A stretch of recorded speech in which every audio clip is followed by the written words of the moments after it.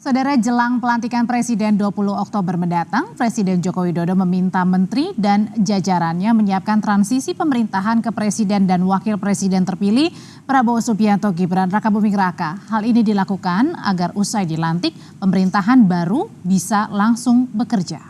Bagaimana mengawal transisi pemerintahan ini berlangsung efektif?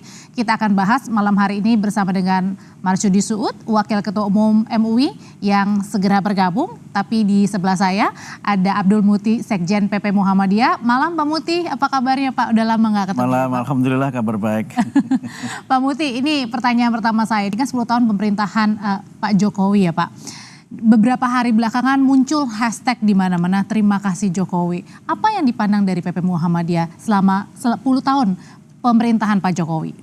Ya, hari Selasa yang lalu PP Muhammadiyah bertemu Pak Presiden Jokowi di Istana Merdeka. Dan kami menyampaikan apresiasi atas kinerja yang telah beliau kerjakan selama 10 tahun memimpin Indonesia. Dan juga termasuk kerjasama yang sudah terbangun antara pemerintahan Presiden Jokowi dengan Muhammadiyah di berbagai bidang, terutama memang 2 bidang utama, pendidikan dan kesehatan.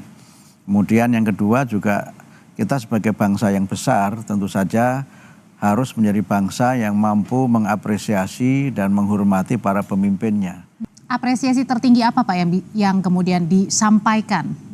Atau yang dirasakan sekali? Saya kira memang ada 4 yang sangat menonjol ya dari Pak Jokowi ini. Yang pertama itu pembangunan infrastruktur ya. Pembangunan jalan tol dan sarana prasarana yang mendukung pertumbuhan ekonomi dan juga berbagai daerah di Indonesia. Daerah-daerah terisolasi bisa terbuka dengan infrastruktur itu. Kemudian yang kedua juga ekonomi kita juga tetap bisa bertahan ya. Tetap bisa bertahan.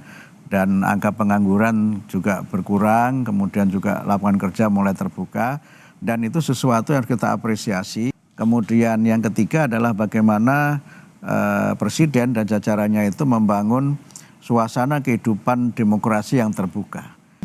Kemudian yang keempat juga bagaimana kita sebagai bangsa Indonesia mengapresiasi peran-peran yang dilakukan oleh Pak Jokowi dalam kancah internasional ya. Indonesia punya positioning yang penting dengan presidensi di G20, kemudian kepemimpinan di ASEAN dan berbagai inisiatif Indonesia di tingkat internasional, termasuk bagaimana Indonesia terlibat dalam penyelesaian konflik ya Israel dengan Gaza, kemudian berbagai upaya bahkan sampai presiden ke Ukraina yang di tengah perang antara Rusia Ukraina sedang berkecamuk, dan berbagai capaian internasional lain yang itu menunjukkan leverage Indonesia di level dunia yang menurut saya itu adalah capaian yang perlu kita apresiasi. Kami atau saya pribadi pun mengucapkan terima kasih, bersyukur kepada Allah Subhanahu wa Ta'ala bahwa Indonesia sampai detik ini hari ini dalam kondisi yang aman dan nyaman. Kita bersyukur di situ bangsanya, rakyatnya bisa bekerja, bisa membangun. Banyak negara yang hari ini untuk membangun saja tidak bisa. Ini yang pantas harus kita syukuri, bangsa Indonesia bisa membangun. Indonesia kalau dilihat dari luar negeri itu kelihatan nyaman sekali. Nyaman, enak, kepenak itu. Kenapa kok nyaman, enak, kepenak? Bayangkan dan bandingkan kepada negara yang belum bisa hidup bersama. Yang berpikir untuk Bhinneka Tunggal Ika aja masih jauh. Lah kita alhamdulillah kerukunan umat beragama berjalan dengan baik. Coexisting each other, kita respect each other, menghormati, saling menghormati.